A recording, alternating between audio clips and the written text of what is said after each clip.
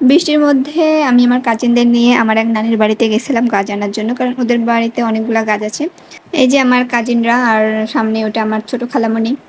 আর এখানে কিন্তু অনেকগুলো নয়নতারা, যেদিকে যাচ্ছি সবখানে শুধু নয়নতারার গাছ দিয়ে ভর্তি ছিল। তো নয়নতারার গাছও আমি অনেকগুলো নিয়ে আসছিলাম, কারণ এই কালারের নয়নতারাটা আমার বাসায় নাই, সাদাটা আমার কাছে আছে।